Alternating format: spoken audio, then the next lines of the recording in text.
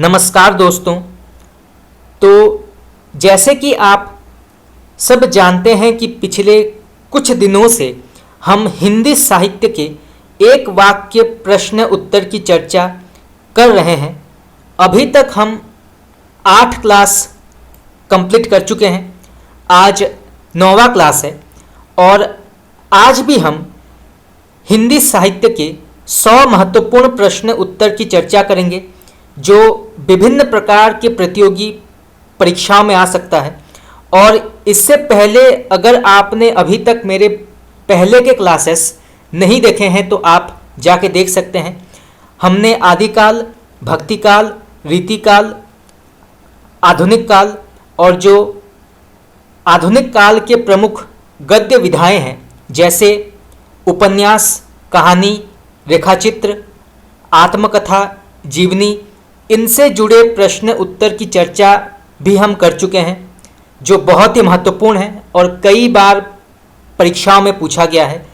लगभग हम 5000 से भी अधिक प्रश्न उत्तर की श्रृंखला जो है इसकी चर्चा करेंगे और जब तक ये समाप्त नहीं हो जाता तब तक हम इसकी चर्चा करेंगे। तो चलिए शुरू करते हैं। पहला सवाल, तो यहाँ पे प्रश्न पूछा गया है, अजगर वजाहत का वीरगति और मृणाल पांडे का राम रुचि राखा दोनों नाटक विजयदान देथा द्वारा संग्रहित किस राजस्थानी लोक गाथा पर आधारित है? ये प्रश्न कई बार पूछा गया है तो आप इसको नोट कर सकते हैं। तो अजगर वजाहत का वीरगति और मृणाल पांडेय का राम रुचि राखा दोनों नाटक विजयदान देथा द्वारा संग्रहित किस राजस्थानी लोक गाथा पर आधारित है? तो इसका सही उत्तर होगा आपका खोजी। तो आप इसको नोट कर सकते हैं, ये प्रश्न कई बार पूछा गया है। चलिए आगे बढ़ते हैं। सुमित्रा नंदन पंत का ग्रंथि किस प्रकार का काव्य माना जाता है? तो सुमित्रा नंदन पंत का ग्रंथि जो है ये किस प्रकार का काव्य माना जाता है? तो इसका सही उत्तर होगा आपका ये जो है ये प्रयाण गीत के अंतर्गत आता है। तो आप इसको नोट कर सकते हैं। चलिए आगे बढ़ते हैं। डॉक्टर रामविलास शर्मा का प्रथम आलोचनात्मक लेख किस पत्रिका में प्रकाशित हुआ था? तो डॉक्टर रामविलास शर्मा का प्रथम आलोचनात्मक लेख किस पत्रिका में प्रकाशित हुआ था, उसका नाम क्या है? तो इसका सही उत्तर होगा आपका चांद। तो चांद पत्रिका में सबसे पहले डॉक्टर रामविलास शर्मा का प्रथम आलोचनात्मक लेख जो है ये प्रकाशित हुआ था। तो आप इसको नोट कर सकते हैं। चलिए आगे बढ़ते हैं। डॉक्टर रामविलास शर्मा ने सबसे पहले कब व किस कवि पर आलोचनात्मक लेख लिखा है? तो डॉक्टर रामविलास शर्मा ने सबसे पहले कब व किस कवि पर आलोचनात्मक लेख लिखा है, उनका नाम क्या है? तो इसका सही उत्तर होगा आपका निराला। तो सूर्यकांत त्रिपाठी निराला पर डॉक्टर रामविलास शर्मा ने सबसे पहले आलोचनात्मक लेख लिखा था और इसका वर्ष है 1934। तो आप इसको नोट कर सकते हैं। यहाँ से 2 प्रकार के प्रश्न जो हैं वो आ सकते हैं कि डॉक्टर रामविलास शर्मा ने सबसे पहले किस कवि पर आलोचनात्मक लेख लिखा था? तो उनका नाम है निराला। और कब लिखा था? तो ये लिखा था 1934 में। चलिए आगे बढ़ते हैं। रीतिकाल में सर्वाधिक ग्रंथ किस ग्रंथ की शैली में लिखे गए? तो रीतिकाल में सर्वाधिक ग्रंथ किस ग्रंथ की शैली में लिखे गए? तो इसका सही उत्तर होगा आपका चंद्रालोक। चंद्रालोक। चलिए आगे बढ़ते हैं। यहाँ पे प्रश्न पूछा गया है, हिंदी साहित्य में एकांकी सम्राट के नाम से कौन विख्यात हैं? ये प्रश्न भी कई बार आपका नेट में पूछा गया है और विभिन्न प्रकार के टीजीटी, पीजीटी परीक्षाओं में भी पूछा गया है। तो आप इसको नोट कर सकते हैं। तो हिंदी साहित्य में एकांकी सम्राट के नाम से कौन विख्यात है? तो इसका सही उत्तर होगा आपका डॉक्टर राम कुमार वर्मा। तो आप इसको नोट कर सकते हैं। तो डॉक्टर राम कुमार वर्मा जो है ये हिंदी साहित्य में एकांकी सम्राट के नाम से जाने जाते हैं। चलिए आगे बढ़ते हैं। परंपरा का मूल्यांकन कृति के रचयिता का नाम क्या है? तो परंपरा का मूल्यांकन कृति के रचयिता कौन है? तो इसका सही उत्तर होगा आपका डॉक्टर रामविलास शर्मा। तो डॉक्टर रामविलास शर्मा जो है ये परंपरा का मूल्यांकन कृति के लेखक हैं। चलिए आगे बढ़ते हैं। चारुमित्रा किस विधा की रचना मानी जाती है? तो चारुमित्रा जो है किस विधा की रचना मानी जाती है? तो इसका सही उत्तर होगा आपका एकांकी। तो ये जो है एकांकी के अंतर्गत आती है, तो आप इसको नोट कर सकते हैं। चलिए आगे बढ़ते हैं। बसंत के कोकिल का अर्थ क्या है? ये आपका हिंदी व्याकरण का एक प्रश्न है, मुहावरे। तो वसंत के कोकिल का अर्थ क्या है? तो इसका सही उत्तर होगा आपका यदा कदा दृष्टिगत होना, इसका अर्थ है। तो आप इसको नोट कर सकते हैं, ये भी कई बार प्रश्न पूछा गया है परीक्षा में। प्रेमचंद की अंतिम कहानी का नाम क्या है? तो प्रेमचंद की अंतिम संपूर्ण कहानी का नाम क्या है? तो इसका सही उत्तर होगा आपका कफन। कफन जो है ये मुंशी प्रेमचंद का अंतिम संपूर्ण कहानी है। तो यहाँ से भी कई बार प्रश्न पूछा जाता है। चलिए आगे बढ़ते हैं। प्रेमचंद की शतरंज के खिलाड़ी किस प्रकार की रचना मानी जाती है? तो प्रेमचंद की शतरंज के खिलाड़ी किस प्रकार की रचना मानी जाती है? तो इसका सही उत्तर होगा आपका ऐतिहासिक। तो ये जो है एक ऐतिहासिक कहानी मानी जाती है, शतरंज के खिलाड़ी। तो आप इसको नोट कर सकते हैं। बहुत ही प्रसिद्ध मुंशी प्रेमचंद की ये कहानी है और विभिन्न प्रकार के परीक्षाओं के सिलेबस में ये है, तो इसे भी जानना आवश्यक है। चलिए आगे बढ़ते हैं। मधुआ कहानी के लेखक कौन है? तो मधुआ कहानी के लेखक का नाम क्या है? तो इसके लेखक हैं, तो इसका सही उत्तर होगा आपका जयशंकर प्रसाद। तो जयशंकर प्रसाद जो हैं ये मधुआ कहानी के लेखक हैं। और यहाँ से प्रश्न ये भी आ सकता है कि मधुआ जो है ये किस प्रकार के साहित्यिक कृति या किस प्रकार के साहित्यिक विधा के अंतर्गत आती है? तो ये जो है कहानी विधा के अंतर्गत मानी जाती है। चलिए आगे बढ़ते हैं। प्रेमचंद की पहली कहानी कौन सी मानी जाती है? तो मुंशी प्रेमचंद की पहली हिंदी में पहली कहानी उनकी कौन सी मानी जाती है? तो इसका सही उत्तर होगा आपका सौत। तो सौत जो है ये मुंशी प्रेमचंद की हिंदी में पहली कहानी मानी जाती है। मुंशी प्रेमचंद पहले उर्दू में रचनाएं लिखते थे, फिर बाद में उसको हिंदी में अनुवाद किया जाता था, परंतु सौत जो है ये सबसे पहले मुंशी प्रेमचंद ने हिंदी में लिखा था। तो ये भी जानना आवश्यक है। चलिए आगे बढ़ते हैं। झबरा कुत्ता प्रेमचंद के किस कहानी का पात्र है? तो झबरा कुत्ता जो है ये मुंशी प्रेमचंद के किस कहानी का पात्र है? तो इसका सही उत्तर होगा आपका की रात। चलिए आगे बढ़ते हैं। दामुल का कैदी कहानी के लेखक कौन है? तो दामुल का कैदी कहानी के लेखक का नाम क्या है? तो इसके लेखक हैं मुंशी प्रेमचंद। लाल चुनर काव्य संग्रह किसका है? तो लाल चुनर काव्य संग्रह के लेखक का नाम क्या है? तो इसके लेखक हैं रामेश्वर शुक्ल अंचल। अंचल इनका उपनाम है, तो आप इसको नोट कर सकते हैं। तो लाल चुनर काव्य संग्रह के लेखक हैं रामेश्वर शुक्ल अंचल। चलिए आगे बढ़ते हैं।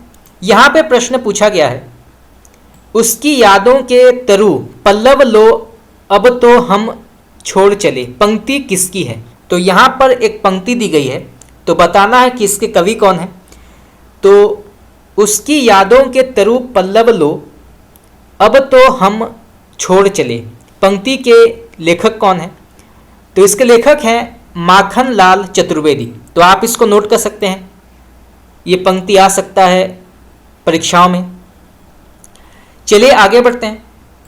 शराबी घंटा उपन्यास किसका है? तो शराबी और घंटा उपन्यास के लेखक कौन हैं? तो इसके लेखक हैं पांड्य बेचैन शर्मा उग्र। तो उग्र जो हैं ये शराबी और घंटा उपन्यास के लेखक हैं और ये जो है उपन्यास विधा के अंतर्गत आती है। तो यहाँ से भी 2 प्रकार के प्रश्न जो हैं आ सकते हैं। चलिए आगे बढ़ते हैं। मिश्र बंधु कितने भाई हैं? ये प्रश्न भी कई बार पूछा गया है। हिंदी साहित्य का एक बहुत ही विशेष प्रश्न है, तो इसे भी जानना आवश्यक है। तो मिश्र बंधु कितने भाई हैं? तो इसका सही उत्तर होगा आपका 3 भाई हैं। और उनके नाम क्या हैं? तो उनके नाम हैं, पहले आते हैं गणेश बिहारी, फिर आते हैं श्याम बिहारी और फिर आते हैं शुकदेव बिहारी मिश्र। तो 3 भाई हैं, पहले गणेश बिहारी, फिर श्याम बिहारी और फिर शुकदेव बिहारी। तो ये 3 भाई माने जाते हैं मिश्र बंधु के अंतर्गत। तो आप इनके नाम नोट कर सकते हैं। चलिए आगे बढ़ते हैं। कितने कटघरे उपन्यास के लेखक कौन हैं? तो कितने कटघरे उपन्यास के लेखक का नाम क्या है? तो इसके लेखक हैं रजनी गुप्त। रहस्यवाद किस कवि की कविता है? तो रहस्यवाद जो है ये किस कवि की कविता मानी जाती है? आप इसको नोट कर सकते हैं। ये भी बहुत ही महत्वपूर्ण प्रश्न है और परीक्षाओं में आ सकता है।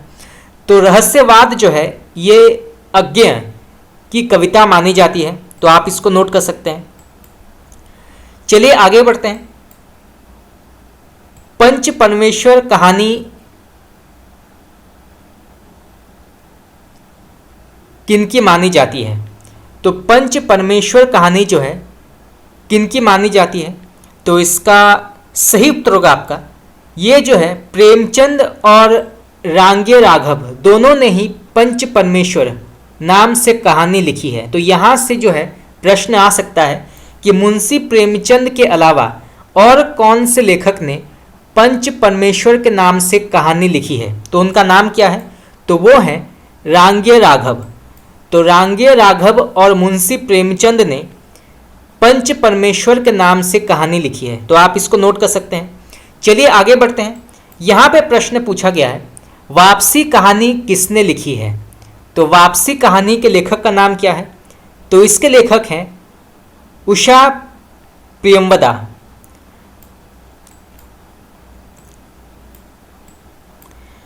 चलिए आगे बढ़ते हैं। सप्तरश्मि एकादशी पंचभूत चतुष्पथ स्पर्धा तथा अष्टदल एकांकी संग्रह किसका है?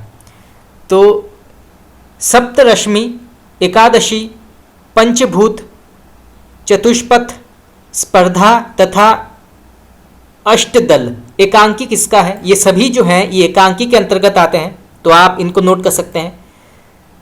तो इसके लेखक हैं गोविंद दास। चलिए आगे बढ़ते हैं। तुम्हारी स्मृति रेखाचित्र संस्मरण के लेखक कौन है? तो तुम्हारी स्मृति के लेखक का नाम क्या है? तो इसके लेखक हैं माखनलाल चतुर्वेदी। चलिए आगे बढ़ते हैं। एक कुत्ता और एक मैना की विधा क्या है? तो एक कुत्ता और एक मैना किस प्रकार के साहित्यिक विधा के अंतर्गत आती है? तो ये जो है संस्मरण के अंतर्गत आती है। तो आप इसको नोट कर सकते हैं। चलिए आगे बढ़ते हैं। अक्षर पत्रिका के वर्तमान संपादक का नाम क्या है? तो अक्षर पत्रिका के वर्तमान संपादक का नाम क्या है? तो इसका सही उत्तर होगा आपका हेतु भारद्वाज। चलिए आगे बढ़ते हैं। ऊर की डाली किसकी रचना है? तो ऊर की डाली किसकी रचना मानी जाती है? तो इसके लेखक हैं सुमित्रा नंदन पंत। चलिए आगे बढ़ते हैं। मंडवे का भोर एकांकी किसका है? तो इसके लेखक हैं लक्ष्मी नारायण लाल। तो लक्ष्मी नारायण लाल जो हैं इसके लेखक हैं, तो आप इसको नोट कर सकते हैं। चलिए आगे बढ़ते हैं। नए मेहमान एकांकी के लेखक कौन हैं? तो नए मेहमान एकांकी के लेखक का नाम क्या है? तो इसके लेखक हैं उदय शंकर भट्ट। तो उदय शंकर भट्ट जो हैं ये नए मेहमान एकांकी के लेखक हैं, तो आप इसको नोट कर सकते हैं। यहाँ पे प्रश्न पूछा गया है लक्ष्मी का स्वागत एकांकी के लेखक कौन है? तो लक्ष्मी का स्वागत एकांकी के लेखक का नाम क्या है? तो इसके लेखक हैं उपेंद्र नाथ अश्क। तो आप इसको नोट कर सकते हैं। चलिए आगे बढ़ते हैं। यहाँ पे प्रश्न पूछा गया है और वह जा ना सकी एकांकी के लेखक कौन है? और वह जा ना सकी एकांकी के लेखक का नाम क्या है? तो इसके लेखक हैं विष्णु प्रभाकर। उसर एकांकी किसका है? ये प्रश्न आपका नेट में पूछा गया था, तो आप इसको नोट कर सकते हैं। तो उसर एकांकी के लेखक का नाम क्या है? तो इसके लेखक हैं भुवनेश्वर प्रसाद। चलिए आगे बढ़ते हैं। चीफ साहब आ रहे हैं कहानी संग्रह किसका है? तो चीफ साहब आ रहे हैं कहानी संग्रह के लेखक का नाम क्या है? तो इसके लेखक हैं हेतु भारद्वाज। निराला को किसने औज और औदात्य का कवि कहा है? ये प्रश्न आपका पूछा गया है कई बार, तो आप इसको नोट कर सकते हैं। तो निराला को किसने जो है औज और औदात्य का कवि कहा है, उनका नाम क्या है? तो वो हैं डॉक्टर नगेंद्र। तो डॉक्टर नगेंद्र ने निराला को औज और औदात्य का कवि कहा है। चलिए आगे बढ़ते हैं। अवधि का विकास किस अपभ्रंश से हुआ था? तो अवधि का विकास जो है किस अपभ्रंश से हुआ था, उसका नाम क्या है? तो इसका सही उत्तर होगा आपका अर्धमागधी। तो अर्धमागधी अपभ्रंश से अवधि का विकास हुआ था, तो आप इसको नोट कर सकते हैं। अवधि के अलावा बघेली और छत्तीसगढ़ी जो है इसका विकास भी अर्धमागधी के अंतर्गत माना जाता है, तो आप इसको नोट कर सकते हैं बघेली और छत्तीसगढ़ी। चलिए आगे बढ़ते हैं। इनमें कौन सा काव्य राम कथा पर लिखा गया है? तो इनमें से कौन सा काव्य जो है वो राम कथा पर आधारित है? तो इसका सही उत्तर होगा आपका भूमिजा। मैं वक्त के हूँ सामने किसकी रचना मानी जाती है? ये प्रश्न आपका नेट में पूछा गया था, तो आप इसको नोट कर सकते हैं। तो मैं वक्त के हूँ सामने किसकी रचना मानी जाती है? तो इसके लेखक हैं गिरिजा कुमार माथुर। तो गिरिजा कुमार माथुर जो हैं इसके लेखक हैं। रस गगन गुफा में अजर झरे किसकी पंक्ति मानी जाती है? तो रस गगन गुफा में अजर झरे किसकी पंक्ति है ये? तो इसके लेखक हैं कबीर। तो कबीर की अत्यंत ही प्रसिद्ध ये पंक्ति है, कई बार प्रश्न पूछा गया है, तो आप ये पंक्ति जो है नोट कर सकते हैं। रस प्रबोध पुस्तक के रचनाकार का नाम क्या है? तो रस प्रबोध पुस्तक के रचनाकार का नाम क्या है? तो इसके लेखक हैं रसलीन। तो रसलीन इसके लेखक हैं।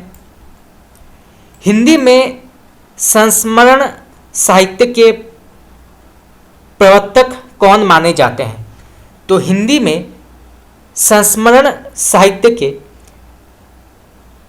प्रवर्तक कौन माने जाते हैं, उनका नाम क्या है? तो वो हैं पंडित पदम सिंह शर्मा। तो पंडित पदम सिंह शर्मा जो हैं ये हिंदी में संस्मरण साहित्य के प्रवर्तक माने जाते हैं। तो आप इसको नोट कर सकते हैं, ये प्रश्न भी कई बार परीक्षा में पूछा गया है। चलिए आगे बढ़ते हैं। आत्माभिव्यक्ति ही वह मूल तत्व है जिसके कारण कोई व्यक्ति साहित्यकार और उसकी कृति साहित्य बन पाती है। यह कथन किसका है? बहुत ही प्रसिद्ध कथन है, कई बार एग्जाम में पूछा गया है। तो आत्माभिव्यक्ति ही वह मूल तत्व है जिसके कारण कोई व्यक्ति साहित्यकार और उसकी कृति साहित्य बन पाती है। तो इसका सही उत्तर होगा आपका डॉक्टर नगेंद्र। तो डॉक्टर नगेंद्र का ये कथन है, जहाँ पर आत्माभिव्यक्ति शब्द आता है तो उस कथन के लेखक हैं डॉक्टर नगेंद्र। तो आप ये शब्द जो है इसको नोट कर लीजिए। चलिए आगे बढ़ते हैं। किसके निबंधों को आचार्य शुक्ल ने बातों का संग्रह कहकर उनके प्रति अन्याय किया? तो किसके निबंधों को आचार्य शुक्ल ने बातों का संग्रह कहकर उनके प्रति अन्याय किया? उनका नाम क्या है? तो इसका सही उत्तर होगा आपका महावीर प्रसाद द्विवेदी। तो महावीर प्रसाद द्विवेदी के निबंधों को आचार्य रामचंद्र शुक्ल ने बातों का संग्रह कहकर उनके प्रति अन्याय किया। तो आप इसको नोट कर सकते हैं। चलिए आगे बढ़ते हैं। यहां पे प्रश्न पूछा गया है, हाल ही में एक फिल्म रिलीज हुई माझी द माउंटेन मैन, किसके जीवन पर लिखा गया है या किसके जीवन पर ये फिल्म जो है या चलचित्र आधारित है? तो इसका सही उत्तर होगा आपका दशरथ मांझी। तो आप इसको नोट कर सकते हैं, ये प्रश्न भी आ सकता है और हिंदी साहित्य में इससे जुड़ा एक कृति भी लिखा गया है, एक रचना भी लिखा गया है। तो आप इसको नोट कर सकते हैं। चलिए आगे बढ़ते हैं। हिंदी के पहले ऐसे गद्य लेखक जिन्होंने कवि सम्मेलन पर गद्य पढ़कर कवियों से ज़्यादा वाहवाही लूटी। तो हिंदी के पहले ऐसे गद्य लेखक जिन्होंने कवि सम्मेलन पर गद्य पढ़कर कवियों से ज़्यादा वाहवाही लूटी थी, तो उनका नाम क्या है? तो वो हैं शरद जोशी। चलिए आगे बढ़ते हैं। ब्रज के लता पता मोही कीजे, पंक्ति किसकी है? बहुत ही प्रसिद्ध पंक्ति है, कई बार एग्जाम में पूछा गया है। जैसे कि मैं आपको पहले बता चुका हूँ कि परीक्षाओं में जो है एक वाक्य वन लाइनर पंक्तियाँ जो हैं ये कई बार पूछा जाता है, तो इसे याद रखना आवश्यक है। तो ब्रज के लता पता मोही कीजे, इस पंक्ति के लेखक का नाम क्या है?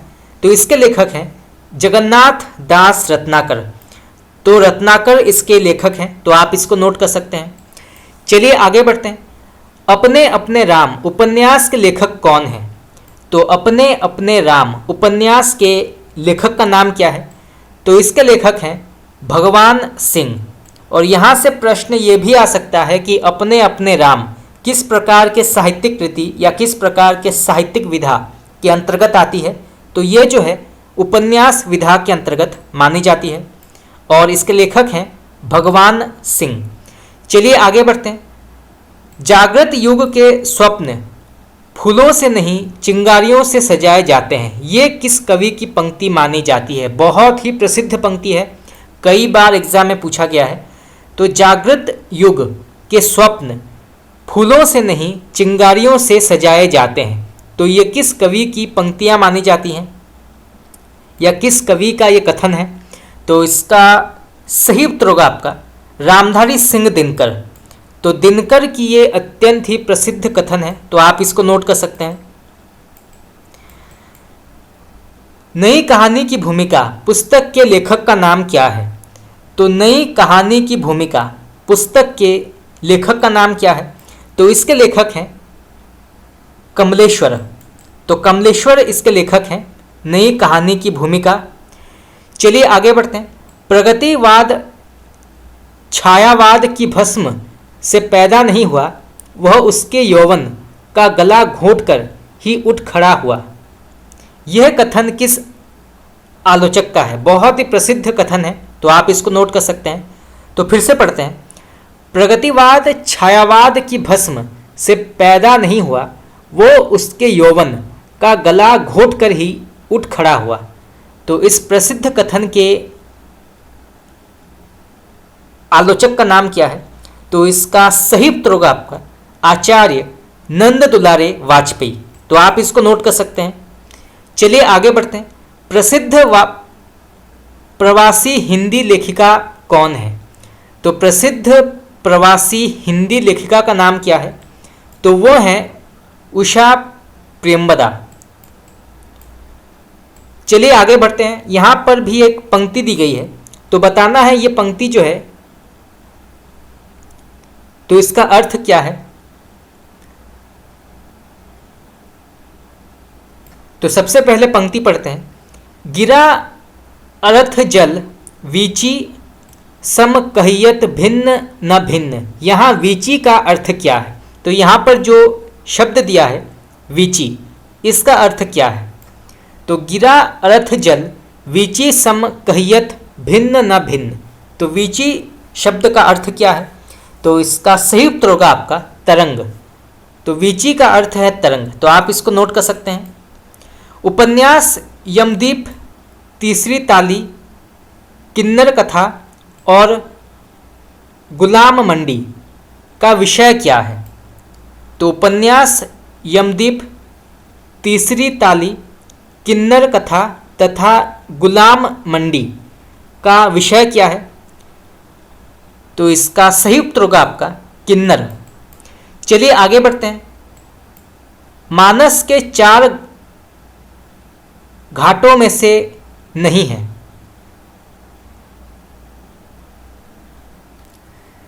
तो यहां से प्रश्न यह आ सकता है कि मानस के 4 घाटों के अंतर्गत कौन कौन से आते हैं? तो पहला आता है कर्म घाट, इसको आप नोट कर सकते हैं, कर्म घाट। उसके बाद उपासना घाट, फिर परंपरित घाट और फिर ज्ञान घाट। तो मानस के 4 घाट हैं। पहला है ज्ञान घाट, फिर कर्म घाट, फिर उपासना घाट और फिर परंपरित घाट। तो ये 4 घाट हैं, तो आप इनको नोट कर सकते हैं। यहाँ से प्रश्न आ सकता है। चलिए आगे बढ़ते हैं। आत्मनिरीक्षण के लेखक कौन हैं?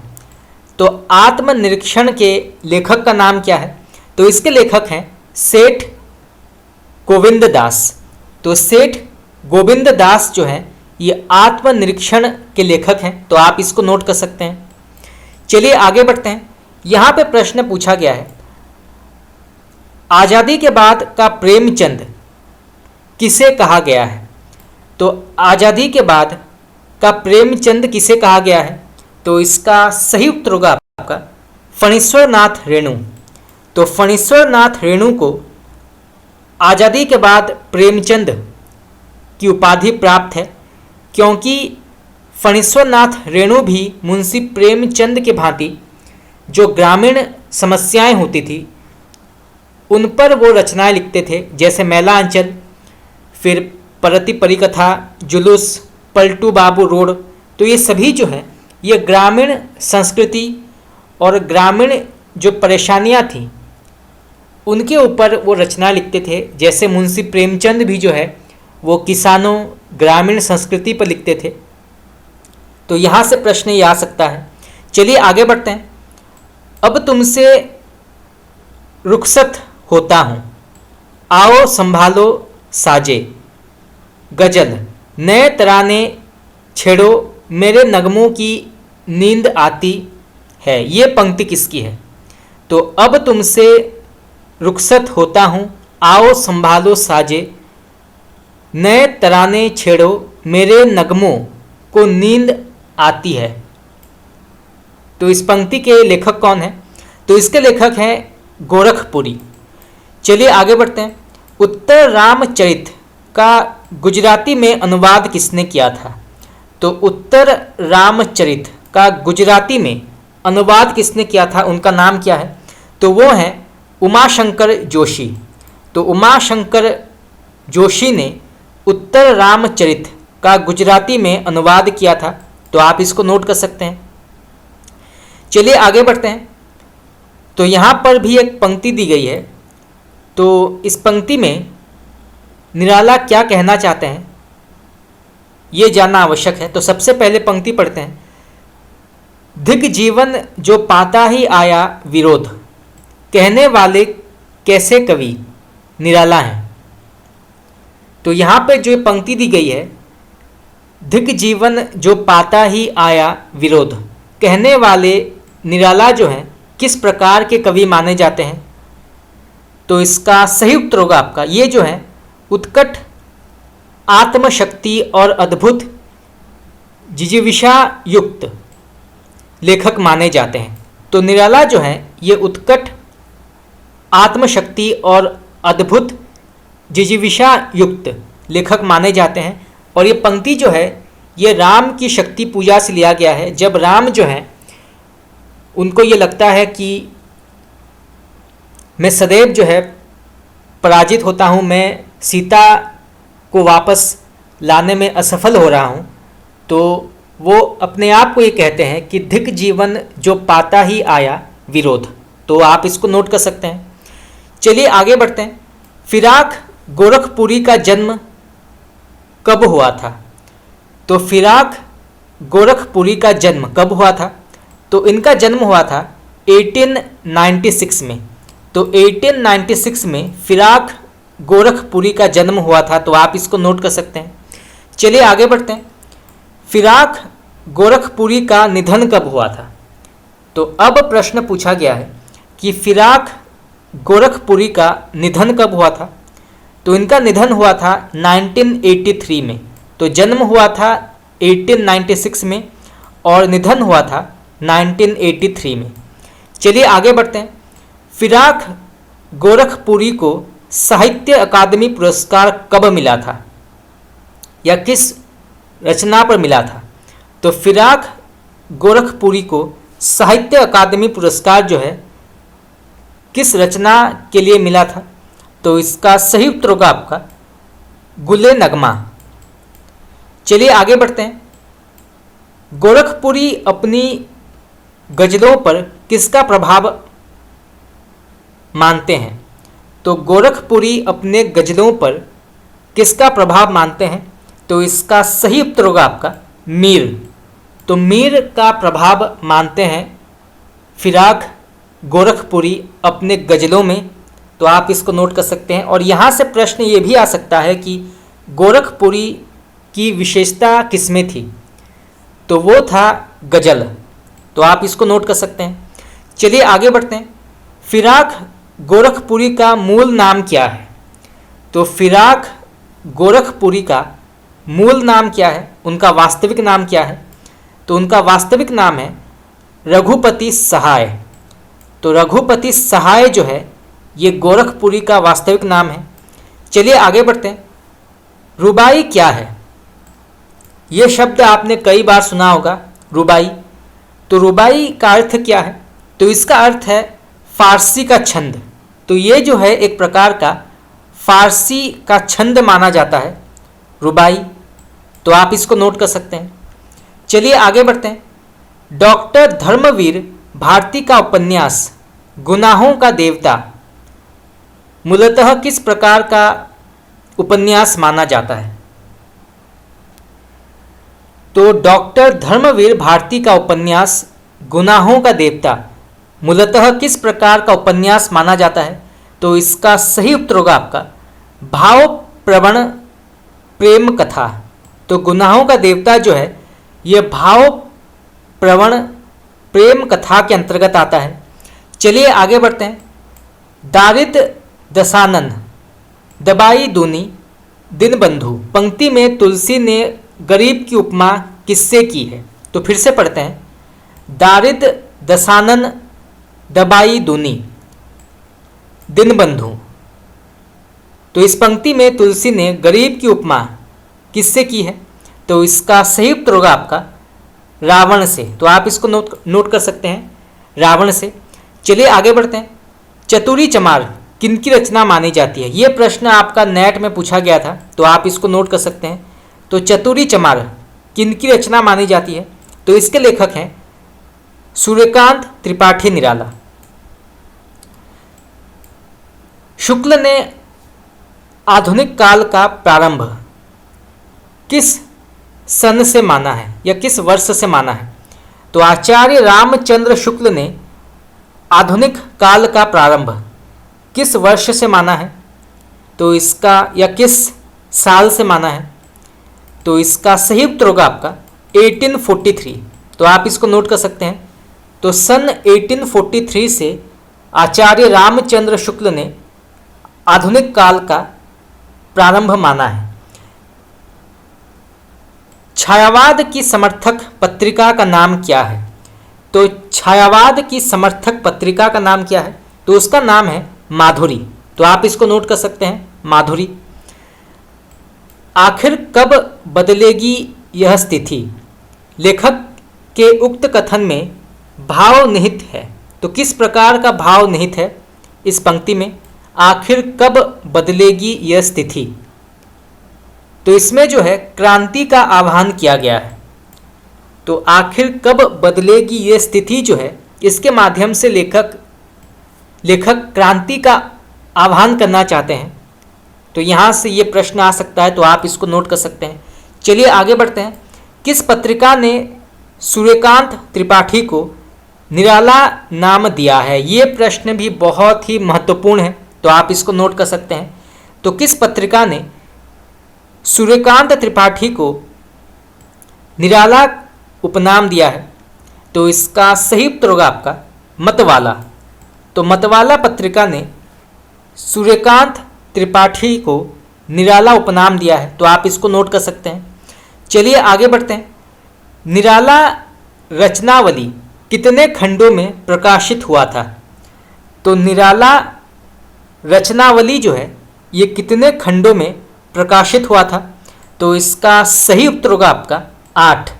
तो 8 खंडों में ये प्रकाशित हुआ था निराला रचनावली। चलिए आगे बढ़ते हैं।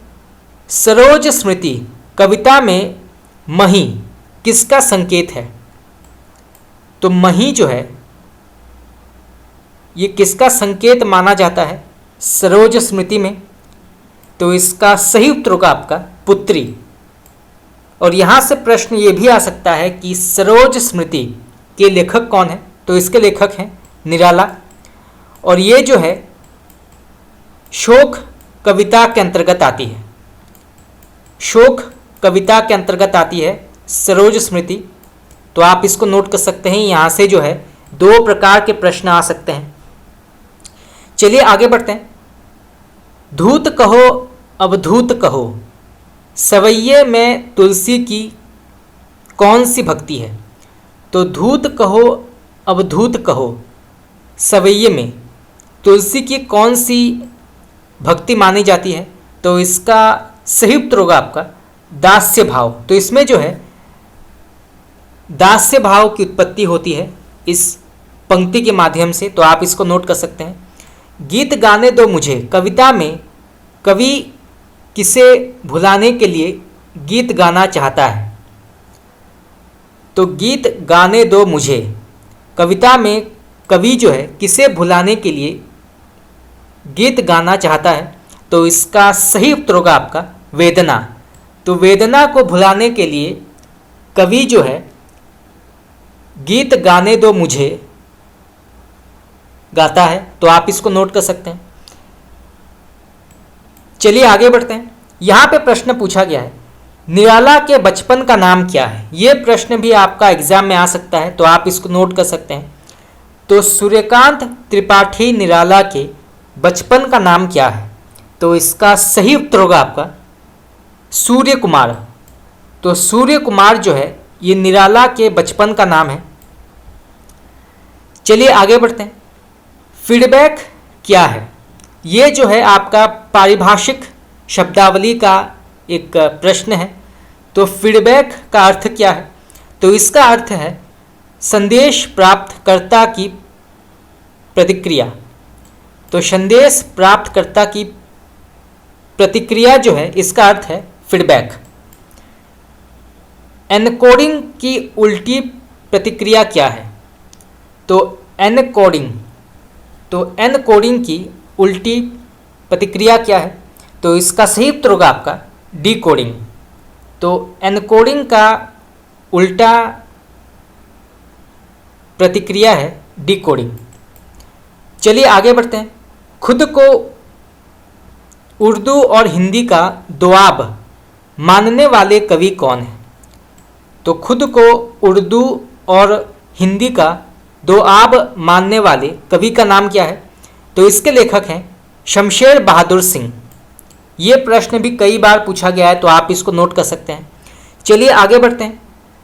नए बिंब प्रतीक उपमान किस कविता के उपकरण हैं?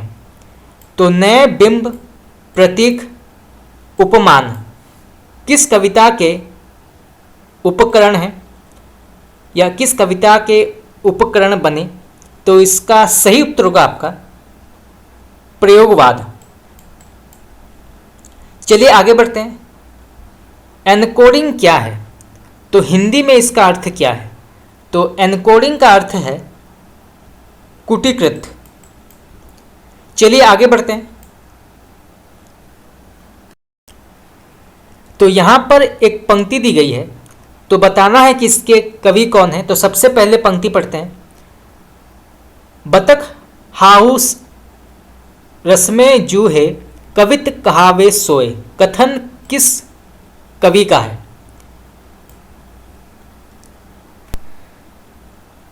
बतख हाउ रस्में जू है, कवित कहावे सोए। तो इस कथन के लेखक हैं चिंतामणि। तो आप इसको नोट कर सकते हैं। रीतिकाल के रीतिबद्ध बहुत ही प्रसिद्ध कवि हैं चिंतामणि, तो उनका ये कथन है, तो आप इसको नोट कर सकते हैं। चलिए आगे बढ़ते हैं। हिंदी वक्रोक्ति जीवित की भूमिका किसने लिखी? तो हिंदी वक्रोक्ति जीवित की भूमिका किसने लिखी है? तो इसके लेखक हैं डॉक्टर नगेंद्र। तो डॉक्टर नगेंद्र इसके लेखक हैं। चलिए आगे बढ़ते हैं। शब्द जीवी तिहि अर्थ मन रसमत सुजस शरीर, चलत वहे जुग छंद गति, अलंकार गंभीर। ये कथन किसका है? तो फिर से पढ़ते हैं। शब्द जीव तिहि अर्थ मन रसमत सुजस शरीर, चलत वहे जुग छंद गति, अलंकार गंभीर। तो इस कथन के लेखक हैं देवकवि। तो आप इसको नोट कर सकते हैं। खास करके ये जो शब्द है या ये जो वाक्य है, ये कई बार पूछा गया है। शब्द जीव तिहि अर्थ मन, तो आप इसको नोट कर सकते हैं। तो इसके लेखक हैं देवकवि। चलिए आगे बढ़ते हैं।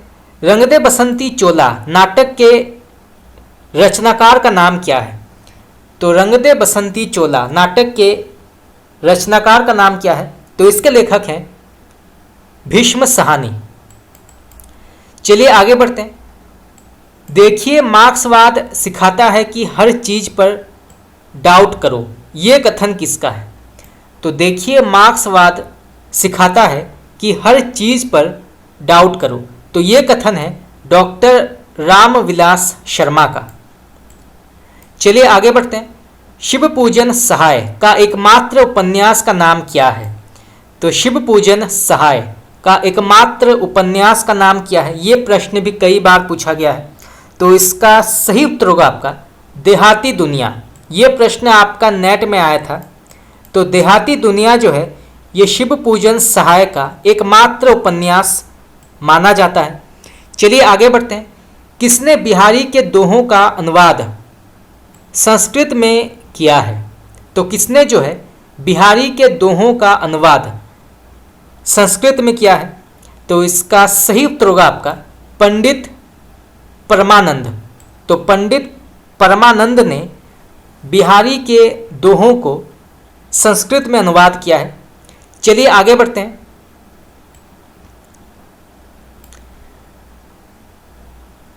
सप्त सरोज कहानी किसका संग्रह है? तो सप्त सरोज कहानी किसका संग्रह माना जाता है? तो इसका सही उत्तर होगा आपका प्रेमचंद। तो प्रेमचंद का ये कहानी संग्रह है या माना जाता है सप्त सरोज। चलिए आगे बढ़ते हैं। टूटते परिवेश के लेखक का नाम क्या है? तो टूटते परिवेश के लेखक का नाम क्या है, ये प्रश्न भी आपका नेट में आया था। तो इसके लेखक हैं विष्णु प्रभाकर। चलिए आगे बढ़ते हैं। शिवरानी देवी किसकी पत्नी मानी जाती हैं? तो शिवरानी देवी जो है किस प्रसिद्ध साहित्यकार की पत्नी मानी जाती हैं या अर्धांगिनी मानी जाती हैं? तो इसका सही उत्तर होगा आपका मुंशी प्रेमचंद। चलिए आगे बढ़ते हैं। कवि की स्त्री के कहानीकार कौन है? तो कवि की स्त्री के कहानीकार का नाम क्या है? तो इसके लेखक हैं सुदर्शन। इंस्टॉलमेंट कहानी के लेखक का नाम क्या है? तो इंस्टॉलमेंट कहानी के लेखक का नाम है भगवती चरण वर्मा। तो आप इसको नोट कर सकते हैं। साकेत महाकाव्य की भाषा क्या है? तो साकेत महाकाव्य की भाषा क्या मानी गई है? तो इसका सही उत्तर होगा आपका खड़ी बोली। तो ये जो है खड़ी बोली के अंतर्गत आता है साकेत। और यहाँ से प्रश्न ये भी आ सकता है कि ये किस प्रकार का काव्य है? तो ये जो है महाकाव्य के अंतर्गत आता है। और साकेत का शाब्दिक अर्थ क्या है? तो इसका शाब्दिक अर्थ है अयोध्या। तो यहाँ से भी जो है प्रश्न आ सकता है। तो साकेत का अर्थ है अयोध्या। चलिए आगे बढ़ते हैं। चित्ररेखा काव्य संग्रह के रचयिता का नाम क्या है? तो चित्ररेखा काव्य संग्रह के रचयिता का नाम क्या है? तो इसके लेखक हैं डॉक्टर राम कुमार वर्मा। तो आप इसको नोट कर सकते हैं। चलिए आगे बढ़ते हैं। नए इलाके में काव्य के लेखक का नाम क्या है? तो नए इलाके में काव्य के लेखक का नाम क्या है? तो इसके लेखक हैं अरुण कमल। तो अरुण कमल नए इलाके में काव्य के लेखक हैं। चलिए आगे बढ़ते हैं। ठाकुर की बटोर निबंध के लेखक कौन है? तो ठाकुर की बटोर निबंध के लेखक का नाम क्या है? तो इसके लेखक हैं आचार्य हजारी प्रसाद। और यहाँ से प्रश्न ये भी आ सकता है कि ठाकुर की बटोर जो है ये किस प्रकार के साहित्यिक रूप के अंतर्गत आती है? तो ये जो है निबंध विधा के अंतर्गत मानी जाती है। चलिए आगे बढ़ते हैं। अनुभव के आकाश में चांद काव्य के लेखक का नाम क्या है? ये भी अत्यंत ही प्रसिद्ध काव्य है। ये भी नेट में कई बार पूछा गया था। मिलान के प्रश्न में पूछा गया था, जहाँ पे पहले सूची में इस काव्य का नाम दिया गया था और दूसरे सूची में इसके लेखक का नाम। तो अनुभव के आकाश में चांद काव्य के लेखक का नाम क्या है? तो इसके लेखक हैं लीलाधर जगुड़ी। तो आप इसको नोट कर सकते हैं। लीलाधर जगुड़ी जो है ये अनुभव के आकाश में चांद काव्य के लेखक हैं। तो दोस्तों इसी के साथ हमारा आज का क्लास यहाँ पे समाप्त हुआ। आज हमने 100 महत्वपूर्ण हिंदी साहित्य के प्रश्न उत्तर की चर्चा की। आगे हम और भी प्रश्न उत्तर की चर्चा करेंगे जो बहुत ही महत्वपूर्ण है और कई बार एग्ज़ाम में पूछा गया है, चाहे वो नेट हो, टीजीटी हो, पीजीटी हो, केवीएस हो, एनवीएस हो। तो इसकी चर्चा हम करते रहेंगे। तो आज के लिए इतना ही। अगर आप लोगों को क्लास पसंद आया तो आप मुझे कमेंट करके बता सकते हैं। आपका बहुत बहुत धन्यवाद।